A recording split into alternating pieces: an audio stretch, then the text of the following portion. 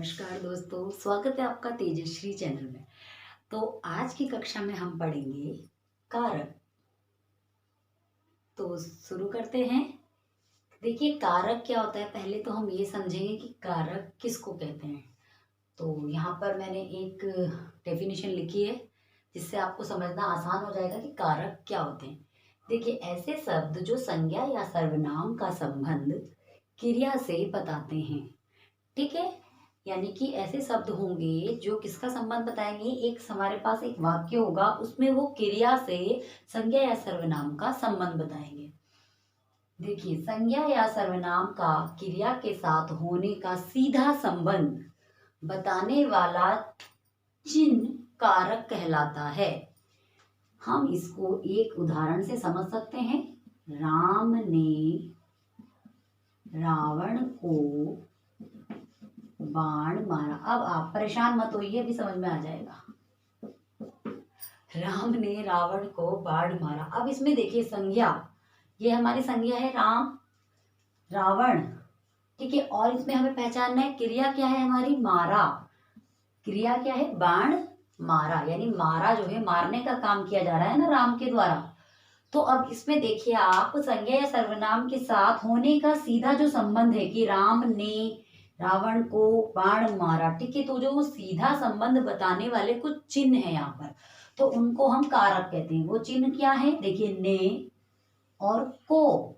जो ये ने है और को है, यही तो हमें बता रहे हैं कि भाई राम ने मारा है क्या, किसको, रावण को, और बाण मारा है, ठीक है। तो बाण किसने मारा है, राम ने। तो यहाँ पे जो ने, ये ने एक शब्द है, एक को है। तो ये ने और को क्या कर रहे हैं, हमें सीधे सीधे, ये हमारा कर्ता है, ठीक है, यानी ये संज्ञा है, ठीक। और ये हमारी क्रिया है, ठीक है। ये क्रिया हो गई, इसको कर्ता संज्ञा, ठीक है, ये संज्ञा है। तो हमारी डेफिनेशन ही क्या है कि संज्ञा या सर्वनाम का संबंध क्रिया के साथ होने का सीधा संबंध, क्रिया के साथ होने का सीधा संबंध बताने वाला चिन्ह। अब ये क्या है, वो चिन्ह है ने को, ठीक है। ये जो ने चिन्ह है इसने हमें बताया है कि क्रिया का और संज्ञा का क्या संबंध है, ठीक है। तो संज्ञा या सर्वनाम का क्रिया के साथ होने का सीधा संबंध बताने वाला चिन्ह, ये वो चिन्ह है, ये चिन्ह है, ये आप हमें बता रहे हैं कि क्रिया का और संज्ञा का संबंध आपस में क्या है। तो इन चिन्हों को हम कारक कहते हैं। देखिए कितनी आसान है कि जो चिन्ह होंगे वो कौन से चिन्ह होंगे, जो हमें क्रिया और संज्ञा का, संज्ञा यहाँ पे सर्वनाम भी हो सकता है कि उसने, ठीक है। तो उसने, उस, या मुझको, मुझ भी हो सकता है, ठीक है, कुछ भी। यहाँ पे संज्ञा की जगह सर्वनाम भी होगा और उसका और क्रिया का जो संबंध बताएंगे, जो चिन्ह हमें, वो कारक कहलाएंगे। तो इसमें क्या हो गया, ने है और को है। तो देखिए कितना आसान है। एक एग्जाम्पल और ले लेते हैं।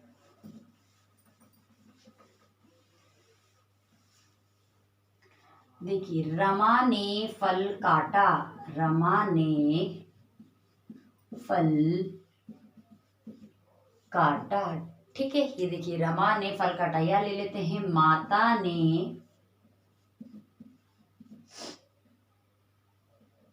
माता ने बच्चों को सुलाया, बच्चों को सुलाया, ठीक है। अब देखिए इसमें हमें पहले क्या पहचाननी है, हमें संज्ञा, ये संज्ञा है रमा, और फल काटने का काम हो रहा है। काम क्या है, फल काटने का। तो किसने बताया हमें, इस ने चिन्ह ने हमें बताया है कि रमा ने फल काटा। तो ये क्या कहलाएगा, हमारा कारक, ने, में, से, के, ठीक है। अब अगर हम इसको हटा दें यहाँ से, विभक्तियों को, एक अगर हम इनको हटा दें यहाँ से, सॉरी, ने को अगर हम हटा दें तो क्या बनेगा, रमा फल काटा, कोई संबंध नहीं हो रहा है, फल काटने का और रमा का संबंध नहीं पता चल रहा है। या माता बच्चों सुलाया, आपस में इनका संबंध नहीं बैठ रहा है, सही हमें समझ भी नहीं आ रहा है और कि ये क्या बात हो गई, माता बच्चों सुलाया। अगर हमने ये चिन्ह लगा दिए, माता ने बच्चों को सुलाया या रमा ने फल काटे, तो भाई संज्ञा या सर्वनाम का सीधा सीधा क्रिया के साथ जो संबंध बताने वाले चिन्ह हैं वही कारक कहलाएंगे। तो ये ने को, ये सब क्या है, कारक, इसको क्या कहते हैं हम, कारक कहते हैं। और हमारी जो हिंदी व्याकरण है इसमें जो ये चिन्ह होते हैं इनको क्या कहते हैं, विभक्ति। इन चिन्हों को कहा जाता है विभक्ति चिन्ह। आजकल इनको परसर्ग भी कहा जाने लगा है। हमेशा से इनको पहले से ही क्या कहते आ रहे हैं हम, विभक्ति चिन्ह। इनको विभक्ति चिन्ह कहते हैं। कारकों की विभक्ति चिन्ह कह सकते हैं इनको, हम क्या कहते हैं, विभक्ति चिन्ह। और अब आजकल की भाषा में इनको क्या कहा जाने लगा है, आजकल इनको परसर्ग भी कहा जाने लगा। ये पता होना चाहिए कि परसर्ग क्या है। तो ये जो विभक्ति चिन्ह होते हैं इन्हीं को क्या कहते हैं, परसर्ग भी कहते हैं। ठीक है, अब आ जाते हैं कारक। तो समझ में आ गया होगा ना किसको कहते हैं कारक, संज्ञा और सर्वनाम का जो संबंध क्रिया से बताते हैं उनको कारक कहते हैं। ठीक है, अब देखते हैं कारक के भेद कि कारक कितने प्रकार के होते हैं। कारक के भेद, देखिए कारक कितने प्रकार के होते हैं, 8 प्रकार के। कारक के भेद कितने हैं, 8। हमें 8 प्रकार के कारक को पढ़ना है। अब ये देख के डर मत जाइए कि 8 है, कैसे याद करेंगे, क्या होगा। जब हम इनको एक एक करके सारा पढ़ेंगे, इनके बारे में समझेंगे तो ये उतने आसान होते जाते हैं। ठीक है, तो देखिए पहला है हमारा कर्ता कारक। नंबर 1 होता है कर्ता कारक। ठीक है, नंबर 2 कर्म कारक।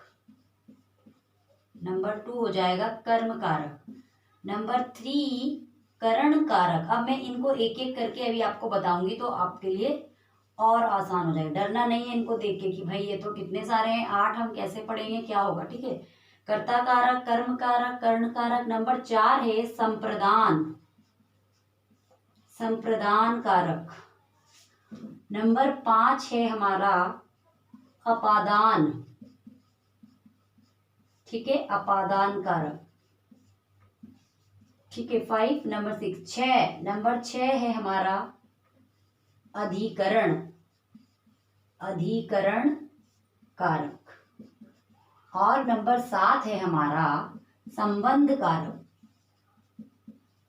संबंध ऐसे भी लिख सकते हैं और संबंध ऐसे भी, दोनों ही तरीके से क्या है ये सही है। ठीक है, तो संबंध कारक ये है नंबर 7। और नंबर 8 है हमारा संबोधन। संबोधन में भी ऐसे, ये ऐसे लिखे हम इसको संबोधन, या हम इसमें डॉट लगा के लिखें संबोधन कारक।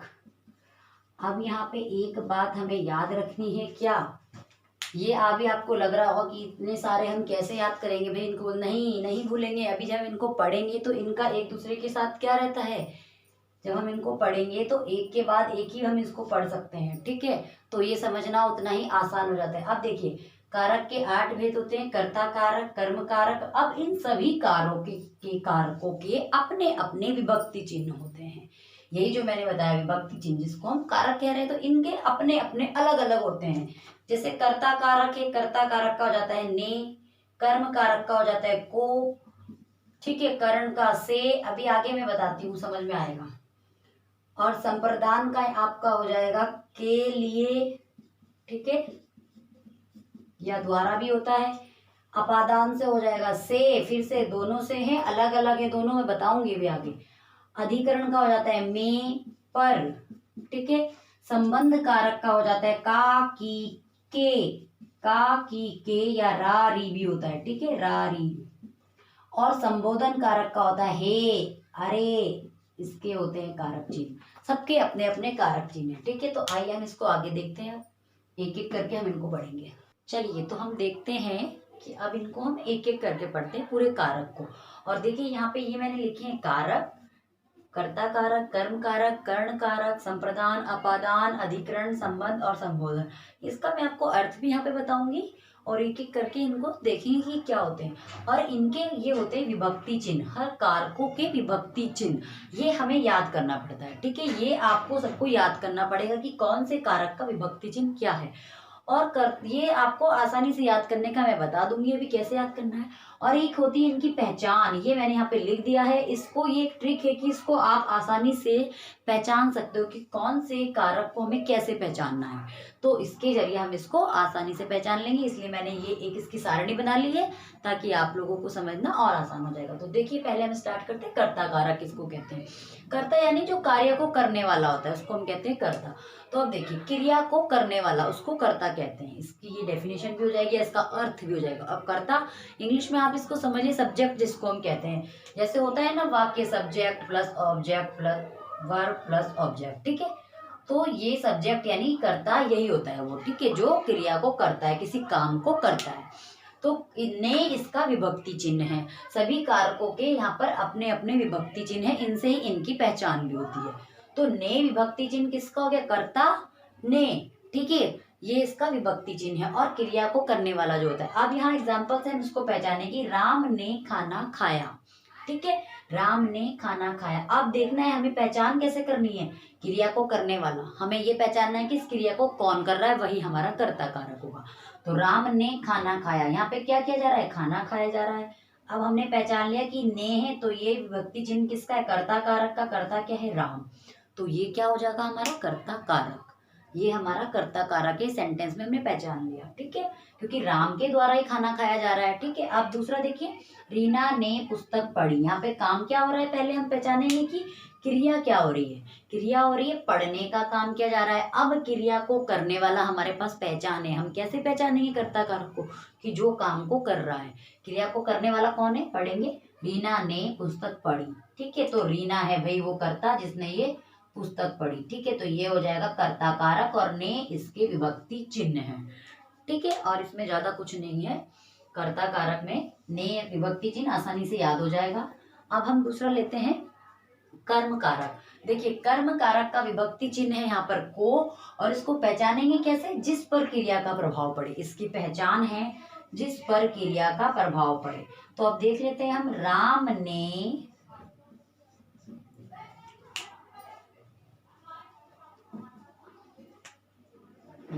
ने रावण को मारा, ठीक है, राम ने रावण को मारा। अब देखिए हमारा इसमें विभक्ति चिन्ह क्या है, हमें किससे कैसे पहचाना है, विभक्ति चिन्ह होगा को। तो इसमें है विभक्ति चिन्ह को, ये रहा को, ठीक है। अब जिस पर क्रिया का प्रभाव पड़े, अब यहाँ हमें पहचानना है कि क्रिया का प्रभाव कहाँ पड़ रहा है, वही हमारा कर्म कारक होगा। तो देखिए यहाँ पे क्रिया क्या है, मारा, मारा क्रिया है, इसका प्रभाव किस पे पड़ा है, किसको मारा है, रावण को। अब राम ने मार मार के खत्म कर दिया, तो खत्म क्या हुआ, प्रभाव कहाँ पड़ा, रावण के ऊपर। कहाँ पड़ा, रावण के ऊपर। तो रावण क्या है, कर्म कारक। तो ये हमारा क्या होगा, कर्म कारक, ठीक है। जैसे अभी तो मैंने बताया था कि राम ने खाना खाया, ठीक है। या अगर हम यहाँ पे ऐसे कर देंगे ना कि राम ने मारा, तो वो क्या हो जाएगा, क्रिया करने वाला राम और ने, तो ये हम तब इसको बोलेंगे हम कर्ता कारक। लेकिन नहीं, यहाँ पे हमने क्या पहचाना है कि जिस पर क्रिया का प्रभाव पड़े, यानी क्रिया का फर्क, फल या प्रभाव, कुछ भी जो समझ में आए हम वो अपने तरीके से समझ सकते हैं उसको, कि क्रिया का प्रभाव। तो अब मारने का प्रभाव रावण के ऊपर पड़ रहा है ना, रावण के ऊपर, कि मारा मारा रावण को, पूरा खत्म ही हो गया रावण। तो प्रभाव पड़ने यानी फर्क पड़ रहा है, तो रावण के ऊपर। ऐसे ही एक और देख लेते हैं, ठीक है, एक और देख लीजिए, माँ ने बच्चों को सुलाया। अब देखिए माँ ने बच्चों को सुलाया, हमें क्या ट्रिक अपनानी है कि हमें देखना है कि क्रिया का प्रभाव, जिस पर क्रिया का प्रभाव पड़े। अब क्रिया क्या है, सुलाया है, को इसका विभक्ति चिन्ह है, ठीक है। किसको सुलाया, प्रभाव कहाँ पड़ रहा है, बच्चों को सुला दिया, सो गए बच्चे, तो प्रभाव कहाँ पड़ा, बच्चों पर। तो बच्चे क्या हो गए, हमारे कर्म कारक, ठीक है। तो ये क्या हो गया, हमारा कर्म कारक। तो ये भी कितना आसानी से समझ गए। कर्म कारक यानी जिस पर क्रिया का प्रभाव पड़ता है वो कर्म कारक, और कर्ता कारक यानी जिस पर जो क्रिया को करता है, क्रिया को करने वाला कर्ता कारक, और जिस पर क्रिया का प्रभाव पड़ता है वो कर्म कारक। आसानी से याद हो गए, किसका विभक्ति चिन्ह ने और इसका को। अब आ जाइए करण कारक। अब कर्ण का जैसे यहाँ पे हमारा इसका मतलब ही होता है, कर्ण यानी करना, कोई काम करना, ठीक है, कर्ण यानी करना, ठीक। तो अब इसका हमें पहचान याद रखनी है कि जिस साधन से क्रिया हो या जिस उपकरण से, जिस साधन से हम कोई काम करेंगे तो वो हमारा हो जाएगा करण कारक में। और इसके विभक्ति चिन्ह है से, के द्वारा, के कारण। विभक्ति चिन्ह है से, के द्वारा और के कारण। देख लेंगे इसको भी, देख लीजिए। मैंने, एक एग्जाम्पल हम ले लेते हैं। मैंने चाकू से फल काटा। ठीक है, हमारे पास एक एग्जाम्पल है, मैंने चाकू से फल काटा। ठीक है, अब हमें क्या ध्यान रखना है यहाँ पे, जिस साधन से क्रिया हो। साधन यानी कोई उपकरण। क्या है यहाँ पर, कोई उपकरण जिससे क्रिया हो। पहले तो हम पता लगाएंगे क्रिया, तो बहुत आसान है, काटने का काम किया जा रहा है, फल को काटने का काम, ये हो गया क्रिया। किससे किया है हमने, चाकू से। और से क्या है, इसका विभक्ति चिन्ह है, तो सब मिल गया। से इसका विभक्ति चिन्ह है, चाकू से काम हो रहा है, यानी चाकू कोई उपकरण ही तो हो गया, ये एक उपकरण हो गया ना, चाकू हो गया। या मैंने बाण से रावण को मारा, तो बाण क्या हो गया, एक उपकरण है। तो इसमें बहुत आसान है ये, कि यानी बाण के द्वारा या चाकू के द्वारा काम हुआ, चाकू के कारण ही फल कटा। अगर ये चाकू नहीं होगा तो ये फल कैसे कटेगा, है ना। तो ये क्या हो गया, एक उपकरण है, एक साधन है, जिसके द्वारा क्या होती है, क्रिया होती है, यानी कोई काम हो रहा है। अगर यहाँ फल काटने का, अगर ये चाकू नहीं है तो बताइए, मैंने फल काटा, किससे काटा, कुछ पता ही नहीं है किससे काटा, है ना। तो अगर ये चाकू नहीं होगा तो फल कटेगा कैसे, तो इसलिए ये चाकू क्या होगा हमारा, करण कारक। ठीक है, जिसके द्वारा क्रिया होती है। देखिए कितने आसान इसके हम ट्रिक है हमारे पास पहचानने की, कि यहाँ पे क्या है, जिस साधन के द्वारा क्रिया होती है या कोई उपकरण। इसमें करण कारक जो हमारा होगा, इसमें कोई ना कोई उपकरण जरूर होगा, कोई ना कोई साधन जरूर होगा जिसके द्वारा हमें क्रिया करनी है। तो इसकी पहचान बहुत ही आसान है, इसे हम आसानी से पहचान सकते हैं। ठीक है, या मैं एक और एग्जाम्पल से आपको क्लियर करती हूँ। देखिए, मोहन कुल्हाड़ी से पेड़ काटता है, मोहन कुल्हाड़ी से पेड़ काटता है। से करण कारक का क्या है, चिन्ह है से, और जिसके द्वारा क्रिया होती है, काटने का काम हो रहा है किससे, कुल्हाड़ी से। तो कुल्हाड़ी क्या है यहाँ पे, ये करण कारक। ठीक है, इससे हम इसको पहचान लेंगे कि यहाँ पे क्या है, करण कारक। या हम यहाँ पे ऐसे भी लिख सकते हैं कि मोहन ने कुल्हाड़ी के द्वारा पेड़ काट दिया। तो के द्वारा, के कारण, है ना, वो हमारा कहलाएगा करण कारक, यानी करना। पहचान क्या है, जिसमें कोई साधन होता है, कोई उपकरण होता है जिसके द्वारा क्रिया होती है। ठीक है, तो वो सब आ जाएगा हमारा करण कारक में। अब देखिए संप्रदान, संप्रदान का अर्थ होता है दान का भाव। एक तरह से हम इनके मीनिंग से भी इनको इजीली समझ सकते हैं। संप्रदान यानी जैसे कोई दान का भाव है, हम किसी के लिए कुछ कर रहे हैं। ठीक है, तो इसका विभक्ति चिन्ह है के लिए या के वास्ते। जैसे भी मैंने कहा कि संप्रदान, अब यहाँ से इसको दान से याद रख सकते हैं कि दान जहां होगा वहां, यानी हम किसी के लिए कोई कार्य कर रहे हैं, किसी के वास्ते हम कुछ कर रहे हैं, तो वो आ जाएगा हमारा संप्रदान कारक में। ठीक है, अब इसके लिए हम देख लेते हैं। ये बहुत आसान है, जिसके लिए क्रिया की गई है। संप्रदान कारक की पहचान है हमारे पास कि जिसके लिए काम किया गया है, कोई क्रिया की गई है। देखिए, राम सीता के लिए लंका गए। अब देखिए, अब दान का भाव जैसे मैंने बोला, कैसे कि हम किसी दूसरे इंसान के लिए कोई कार्य कर रहे हैं। जैसे हम दान देना, कि हम पैसे किसी गरीब को दे रहे, वही दान नहीं कहलाता, हम किसी के लिए कुछ काम करते हैं। ठीक है, तो वो भी हमारा दान से ही रिलेटेड है। देखो, राम सीता के लिए लंका गए। अब हमें क्या पहचानना है, संप्रदान कारक में, यानी जिसके लिए क्रिया की जाती है, काम। लंका गए, भाई किसके लिए गए लंका, यहाँ बताया है सीता के लिए। तो ये के लिए क्या है, विभक्ति चिन्ह है, के लिए विभक्ति चिन्ह, और किसके लिए गए, सीता के लिए गए। तो जब ये के लिए आएगा तो हमें पहचानना है कि वो क्या है, संप्रदान कारक। इसकी पहचान बहुत आसान है, के लिए, के वास्ते, यानी जिसके लिए हम काम करते हैं कोई, तो वो हमारा कहलाएगा संप्रदान कारक। तो देखिए संप्रदान कारक भी काफी आसान है। एक और एग्जाम्पल ले लेते हैं।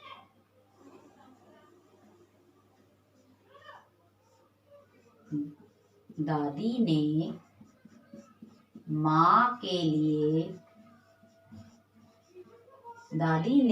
के लिए फल काटे। अब देखिए, दादी ने माँ के लिए फल काटे। अब हमें याद क्या रखना है इसमें कि जिसके लिए क्रिया की गई है, जिसके लिए क्रिया। ठीक है, देखिए अब ये नहीं है जिस पर क्रिया का फर्क पड़े वो कर्म कारक, और जिसके लिए हम क्रिया करते हैं। तो यहाँ पे क्या काम हुआ है, फल काटने का। और किसके लिए किया है, तो जिसके लिए, यानी कि माँ के लिए। तो के लिए विभक्ति चिन्ह होगा, और माँ यहाँ पे क्या होगा, ये संप्रदान कारक। ठीक है, ये होगा संप्रदान कारक। तो दादी ने माँ के लिए फल काटे। फल काटने का कार्य हुआ है जिसके लिए, किसके लिए हुआ है, माँ के लिए। तो ये हो जाएगा हमारा संप्रदान कारक। बहुत आसान है। अब देखिए आ जाइए अपादान। यहाँ पे अपादान का मतलब ही होता है हटाना। अपादान का अगर हम मीनिंग पढ़ेंगे तो उसका मतलब होता है हटाना। इनके अर्थ से ही हमें याद रखने में आसानी होगी। जब हमें यहाँ से पता चलेगा कि अपादान की बात हो रही है, अपादान यानी हटाना, और इसका हमें विभक्ति चिन्ह है से, अलग होने के लिए। अब ध्यान रखना है कि से करण कारक में भी आ रहा है और से अपादान कारक में भी आ रहा है। लेकिन यहाँ वाला जो से है वो क्या है, साधन से कोई क्रिया हो रही है। चाकू से फल कट रहा है, कुल्हाड़ी से पेड़ कट रहा है ना। तो यहाँ पे जो होगा वो साधन के रूप में कोई उपकरण, ये वाला से यूज होगा उपकरण के लिए। ठीक है, कि चाकू से, कुल्हाड़ी से, है ना, इस तरह। या फिर मैं पेन से लिख रहा हूँ, ठीक है, से पेन से काम हो रहा है, यानी जिस साधन से काम। मैंने लिखा मैं कलम से लिख रही हूँ। तो अब ये से किसके लिए आया है, साधन उपकरण के लिए। ये कलम जो है उपकरण है एक। ठीक है, तो उपकरण के रूप में जब हम यूज करेंगे तो वो करण कारक होगा। और से यानी किसी चीज के अलग होने के लिए। देखिए इसकी पहचान है पृथकता, जिससे पृथकता हो। एक चीज दूसरी चीज से अलग होती है, एक चीज दूसरी चीज से अलग हो रही है, तो वहां पे होगा अपादान यानी हटाना। याद रखेंगे, अपादान और करण कारक में कंफ्यूज नहीं होना है। से यानी कोई उपकरण के लिए यूज होगा, और यहाँ पे जो से है अलग होने के लिए। जैसे पेड़ से पत्ते गिरते हैं, या पेड़ से पत्ता गिरा।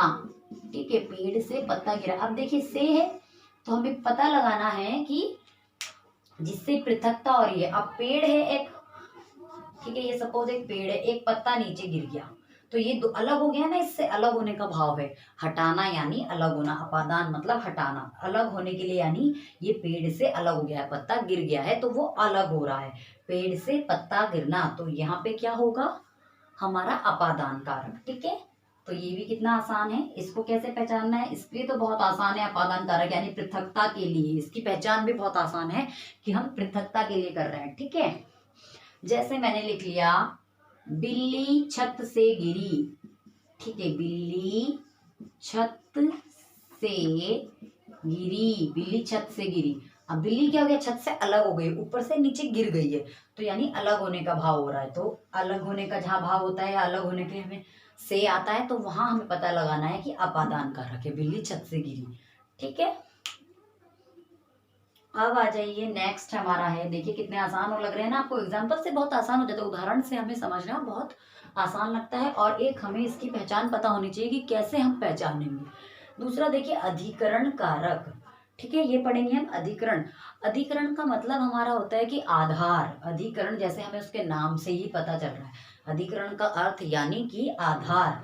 तो अधिकरण कारक के लिए यहाँ पे इसकी विभक्ति चिन्ह है मैं और पर, में और पर। ठीक है, अब क्रिया करने का स्थान, आधार, समय या अवसर, ये इसकी पहचान है। क्रिया करने का जो आधार है, आपको याद करना है, क्रिया का आधार। अधिकरण कारक है तो यानी आधार की बात होगी। इस तरह से आप उसको आसानी से याद रख सकते हैं। जैसे एग्जाम्पल हो गया, शेर जंगल में रहता है, जंगल में रहता है। अब देखिए शेर जंगल में रहता है, यानी क्रिया का स्थान, क्रिया क्या है, रहने का काम हो रहा है कहाँ पर, स्थान क्या है, जंगल में। आधार क्या है उसका, और में क्या है, इसका विभक्ति चिन्ह है। तो यहाँ पर क्या होगा, में रहता है, शेर जंगल में रहता है, यानी में से हमने पहचाना कि ये में किसका विभक्ति चिन्ह है, अधिकरण कारक का है। और जंगल में रहता है, इसमें क्या हो रहा है, आधार, स्थान, क्रिया का कोई स्थान है। देखो जंगल में, रहने का कार्य कहाँ हो रहा है, जंगल में, एक स्थान है। ठीक है, आधार क्या हुआ क्रिया करने का, जंगल में रह रहा है, तो ये हमारा होगा अधिकरण कारक। अभी और क्लियर हो जाएगा। एक और देख लीजिए, पिताजी घर पर आराम कर रहे हैं। देखिए, पिताजी घर पर आराम कर रहे हैं। ठीक है, पिताजी घर पर आराम कर रहे हैं। अब देखो क्या काम किया जा रहा है, आराम करने का, और क्रिया का स्थान क्या है, घर पर।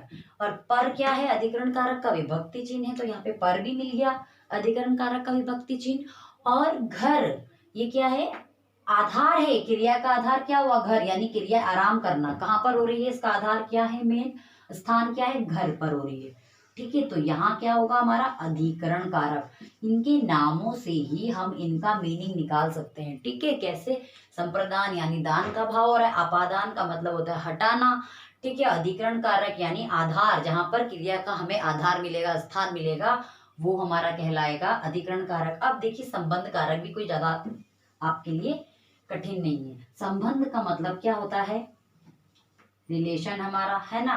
तो इसकी पहचान क्या है, आपसी संबंध बताने के लिए, जब एक दूसरे का संबंध, कि मेरी बेटी, मेरे नाना जी, मोहन की मम्मी, मोहन के पापा, रीना की बहन। तो देखो इसमें क्या शब्द यूज हो रहे हैं, का, के, की, मेरा, मेरी, मेरे। ठीक है, और का, के, की, मोहन का भाई, मोहन की बहन, या पिताजी के पुत्र, कुछ भी। ठीक है, तो का, के, की, रा, रे, री, ये इसके विभक्ति चिन्ह है। और आपसी संबंध बताने के लिए हमें पहचान क्या याद रखनी है, आपसी संबंध बताने के लिए संबंध कारक यूज होता है। अब कैसे, देखिए, जैसे मैंने लिख दिया, राम के पिताजी, राम के पिताजी आज दिल्ली गए। राम के पिताजी आज दिल्ली गए। अब का, के, की, ठीक है, का, के, की, तो के आ गया। राम के पिताजी, हमें संबंध बताया जा रहा है कि किसके पिताजी, राम के पिताजी, आपसी संबंध हो रहा है इन दोनों का। तो कितना आसान है ना ये हमें समझना, कि जहां पे आपसी संबंध बताएगा, का, के, की उसका विभक्ति चिन्ह है, तो वहां पर हो जाएगा संबंध कारक। एक और देख लीजिए,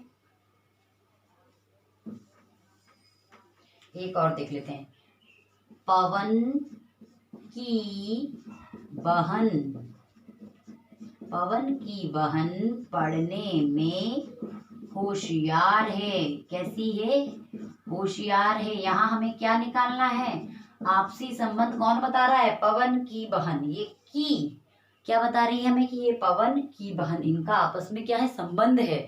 तो जो हाँ हमें आपसी संबंध का पता लगेगा और विभक्ति चिन्ह का, के, की, रा, रे, री मिलेगा, वहां पे होगा संबंध कारक। तो यहाँ क्या है, संबंध कारक का हमें बोध हो रहा है, पता चल रहा है कि यहाँ पे संबंध कारक है। ठीक है, अब संबंध कारक में एक चीज और ध्यान रखनी है, कि देखो जो के होता है, जब का आएगा, मोहन का, ठीक है, तो का लगेगा।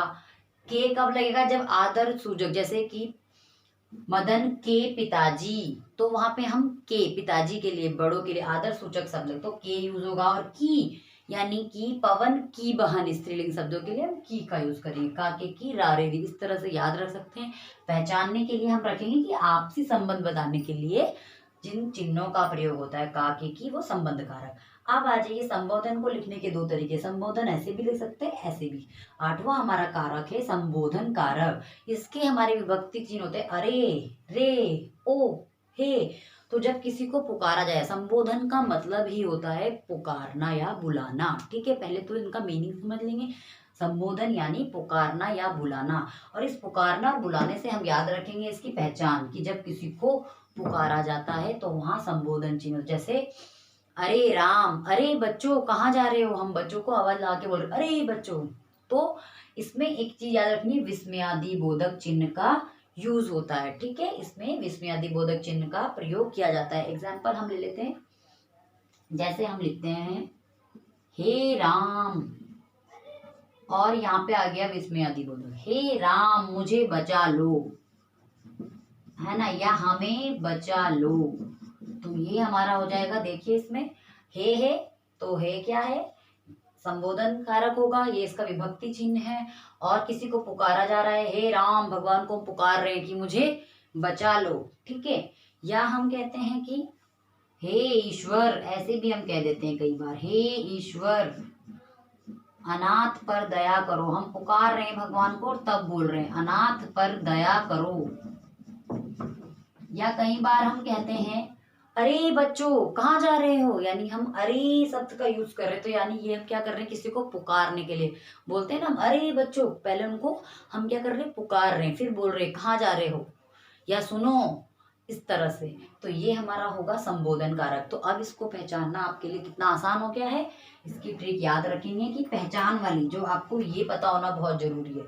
अब इसको ऐसे भी याद रखते, कर्ता ने, कर्म को, करण से, संप्रदान के लिए, अपादान से, अधिकरण में, संबंध का, संबोधन है, अरे, इस तरह से ये याद रखने में बहुत आसान होगा। ठीक है, तो ये थे हमारे कारक और इसके विभक्ति चिन्ह। हमें सिर्फ विभक्ति चिन्ह याद करना है, ये हमें अपने आप ही याद हो जाता है जब हमें विभक्ति चिन्ह याद होते हैं, और पहचान से ही हम आसानी से कारक पहचानने हमारे लिए बहुत आसान हो जाए। एक चीज और है इसमें कि दो जहां हमें परेशानी कहाँ आती है पहचानने के लिए कारक को, करण कारक और अपादान कारक। अपादान कारक और करण कारक के लिए हमें याद रखना है कि अपादान यानी हटाना और करण यानी कोई उपकरण का, करण से याद रखेंगे उपकरण आता है, देखो करण शब्द से ही हम याद रख सकते हैं कि जहाँ किसी उपकरण का यूज होता है, किसी कार्य के लिए उपकरण का यानी कोई साधन की आवश्यकता होती है, वहां करण कारक होगा। और अपादान यानी जब हम किसी चीज को हटाने की बात कर रहे हैं ना, उपकरण क्या कारक, जैसे भी मैंने बताया मैं कलम से लिख रही हूँ, कलम से लिख रही हूँ, ठीक है, तो कलम से लिख रही हूँ, से यानी यहाँ पे से विभक्ति चिन्ह है करण कारक का, ठीक है, क्योंकि यहाँ पे उपकरण की बात हो रही है, कलम क्या है, एक उपकरण हो गया, तो हम करण कारक से, करण उपकरण में भी आता है ना रण, ये देखिए करण उपकरण, तो उससे हम याद रख सकते हैं इसको कि करण कारक में से जो आएगा उसमें क्या होगा, उपकरण साधन का यूज होगा, जिसके लिए जिस साधन से हम क्या करेंगे, काम करेंगे, वो हमारा उपकरण, यानी जिस उपकरण से हम काम करेंगे वो करण कारक होगा जब उसमें से आएगा, ठीक है। और अपादान का मतलब हो गया हटाना, जैसे पेड़ से पत्ता गिरता, मैंने ये बताया पेड़ से पत्ता गिरा, ठीक है, पत्ता गिरा, तो देखो कितना आसान है, से यहाँ पे से अलग होने के लिए हो रहा है, पेड़ से पत्ता अलग हो गया, ये वाला से क्या है, उपकरण, तो करण से याद रखना है कि करण यानी उपकरण का जहाँ यूज होगा, जिसके लिए जिस साधन से हम कोई काम करेंगे, जिस उपकरण से हम काम कर रहे होंगे वो करण कारक होगा। इस तरह से हम याद रख सकते हैं करण कारक, और अपादान कारक में ही ज्यादा दिक्कत आती है क्योंकि से दोनों का ही विभक्ति चिन्ह है। और एक ये को का के, ये वाला का के की आता है, इसमें को आता है, कर्म वाले में को, कि राम ने रावण को बाण से मारा, इसमें को। और यहाँ पे संबंध के लिए हमें कंफ्यूज नहीं होना है, क्योंकि हमें आपसी संबंध जहां बताएगा वहां हम का के की यूज कर रहे हैं, ठीक है।